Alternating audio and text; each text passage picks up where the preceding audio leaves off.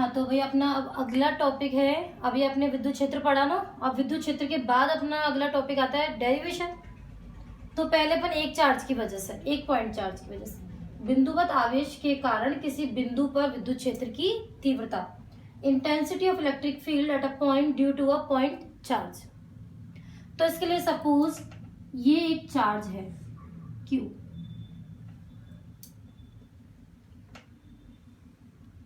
ये एक point charge है Q नॉट। बिंदुवत आवेश के कारण ये है पॉइंट चार्ज, ये है, किसी एक पॉइंट चार्ज पे ही निकालना है, मतलब हमें इसका इफेक्ट फाइंड आउट करना है इसकी वजह से। ठीक है, तब आप देख रहे हो कि ये कैसा है, पॉजिटिव है, फोर्स किधर लगेगा, फोर्स किधर लगेगा, इस डायरेक्शन में। जो इसकी डायरेक्शन होगी फोर्स की, इलेक्ट्रिक फील्ड की, वो किधर होगी, इधर की ओर, बिल्कुल देते हुए। ये क्या करेगा, गिवन करेगा किसी चीज को। यहां लिखोगे आप वी नो दैट, हम जानते हैं कि फोर्स क्या होगा, के क्यू नॉट, इनके बीच की डिस्टेंस आर ले लेंगे तो R square. Equation number first, ठीक है, F is equal to K Q naught upon are square. ये कहां से लिया, लिख सकते हो we know that from Coulomb's law. Theory लिखना, हिंदी लिखना वो आपका काम है, आप जितनी इफेक्टिव तरीके से उसको लिखोगे उतना ही वो इम्प्रेस होगा देखने वाला। और इफेक्टिव कब होगी, जब आपको चीजें समझ में आएगी। जब आपको चीजें समझ में आएगी तो आप आगे से आगे लिखोगे ना। हिंदी के निबंध कहानी लिखते हो, अपने मन से लिखते हो ना, रटते नहीं हो ना, तो रटना है ही नहीं। याद क्या करनी है हमें, ये वाली चीजें याद करनी है। ये तो हम खुद ही लिख सकते हैं कि कूलाम नियम से हम जानते हैं कि, ठीक है। तो फोर्स हो गया, एंड लिख दो बट, लेकिन electric field is equal to force upon test charge. So from equation first,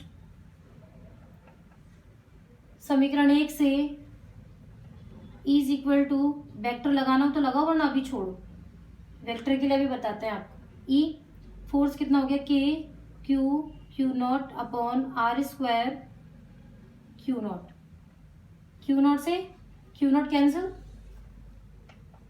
E is equal to क्या हुआ, k q upon are square. Equation number second, फिर यहां लिखोगे इन वेक्टर फॉर्म,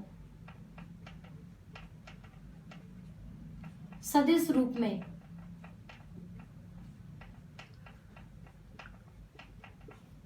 सदिश रूप में क्या हो रहा है, E vector is equal to K Q R square. तो जो नीचे होता है ना डिस्टेंस, उसको आप लिखोगे आर कैप, क्योंकि ये डायरेक्शन इधर ही जाएगी, इस डायरेक्शन में। ये हो गया। उसके बाद हमको बनाना होता है ग्राफ। उसके बाद हम क्या बनाएंगे, ग्राफ।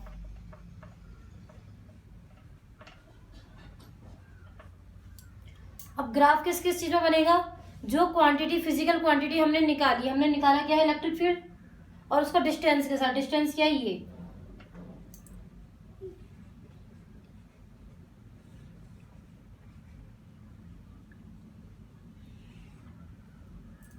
ठीक है। एक तो ये बना है, और यदि आप बनाना चाहते हो 1/r स्क्वायर और ई के अंदर, तो ग्राफ बनेगा इस टाइप से।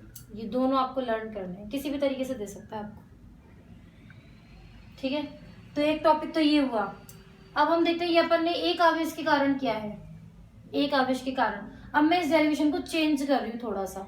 वो क्या चेंज कर रही हूँ, इसको नोट कर लो, देखो मैं हट जाती हूँ, स्क्रीनशॉट ले लो या इसको नोट कर लो एक बार, ठीक है। अब देखिए, इसको हम करते हैं बिंदुवत आवेश के कारण ना करके,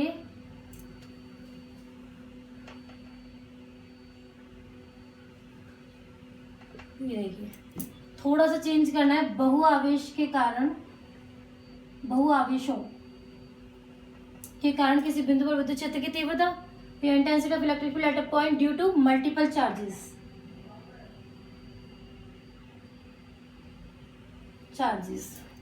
ठीक है। इसके लिए भी सेम कॉन्फ़िगरेशन बनेगा, डायग्राम का बनेगा। अब आपको इसके लिए लर्न करनी है वो चीज़ जो मैंने आपको कूलाम नियम में समझाई थी कि बहुत सारे फोर्स आके आपस में मिल रहे थे, तो वैसा ही यहाँ पर भी होगा वो केस, सेम टू सेम। ठीक है, तो एक बार आप इस हेडिंग को नोट कर लीजिए।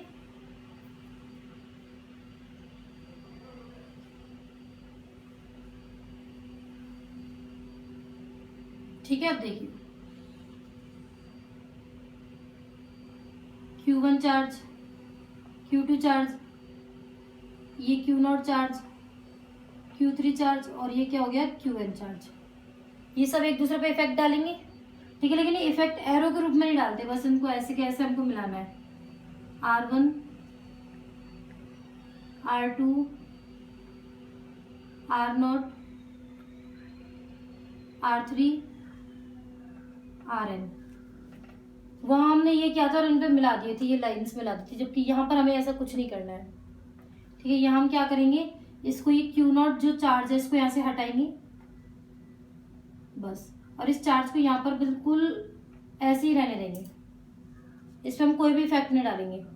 ठीक है, तो वो मैंने पहले वाले डायग्राम से आपको समझा दी है वैसे ये चीज़ कि आपको क्या डिफरेंट करना है इसके अंदर। ठीक है, तो अब यहाँ देखना है आपको इलेक्ट्रिक फील्ड इंटेंसिटी IEF। अब आप समझ जाना, intensity of electric field due to Q1 charge. अब यहाँ लिखोगे, हिंदी में लिख रही हूँ मैं आपको, ये एक सिंगल लाइन ही लिख रही हूँ मैं।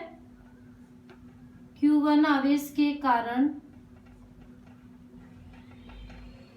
विद्युत क्षेत्र की तीव्रता, विद्युत क्षेत्र की तीव्रता क्या होगी, E vector is equal to K Q1 upon R1 का square R1 cap. Equation number first, E1 लिख दो इसको। ठीक है, फिर same line Q2 charge, English में मैं लिख रही हूँ, हिंदी वाले खुद लिखेंगे।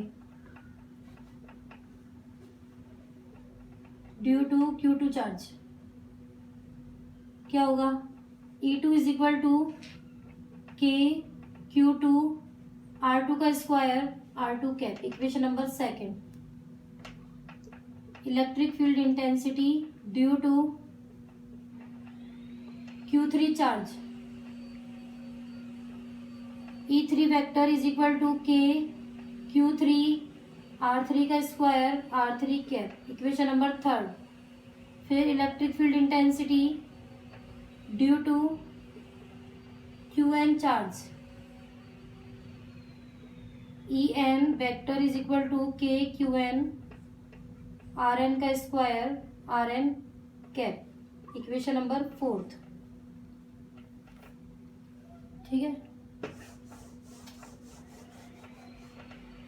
फिर ये लिखना है by the law of superposition, by the law of superposition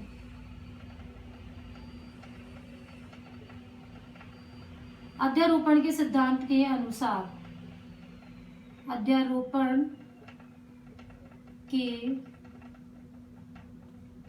सिद्धांत के अनुसार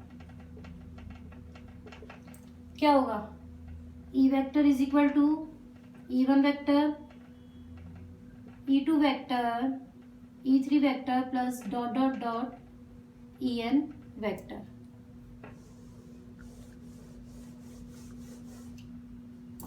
En वेक्टर अब यहाँ वैल्यू पुट कीजिए आप, K Q1 R1 का square R1 cap plus K Q2 R2 का square R2 cap, K Q3 R3 का square R3 cap plus dot dot dot K Qn Rn का स्क्वायर Rn कैप। क्या निकाल सकते हो बाहर, K Q1 अपॉन R1 का square R1 cap, Q2 upon R2 का square R2 cap, sorry Q3 R3 का square R3 cap plus Q N R N का स्क्वायर आर एन कैप। ठीक है, वैसे तो इसकी बेसिक फॉर्म ये है, ये बन चुकी है, लेकिन हमें इसको वेक्टर फॉर्म में भी लिखना है और हमें इसको बहुत समराइज करके लिखना है, छोटा करके लिखना है। तो इसके लिए हम क्या करते हैं, मैंने आपको बता रखा है कि जो चीजें चेंज हो रही है, चेंज क्या हो रही है, 1 2 3 4 क्यू के नीचे, फिर आर के नीचे भी चेंज हो रही है, इस वाले आर के नीचे भी चेंज हो रही है। तो हम इसको क्या कर देंगे, सबमर्ज कर देंगे, ये निशान लगाएंगे सबमर्ज वाला। अब देखिए कैसे, E vector is equal to K, तो बाहर, के का तो कोई मतलब ही नहीं है, सबमर्ज का निशान लगाया, 1 से लेकर n तक, चीजें n तक हो रही है, 1 से लेके n तक कर दिया। अब देखिए क्यू, क्यू के नीचे वाली चीज चेंज हो रही है ना हमेशा, तो क्यू के नीचे आई लगा दो अपॉन, आर के नीचे वाली चेंज हो रही है, स्क्वायर तो सब में स्क्वायर ही आ रहा है, बस फिनिश। ठीक है, प्रैक्टिस करना है इसकी, कोई प्रॉब्लम हो तो कमेंट करो।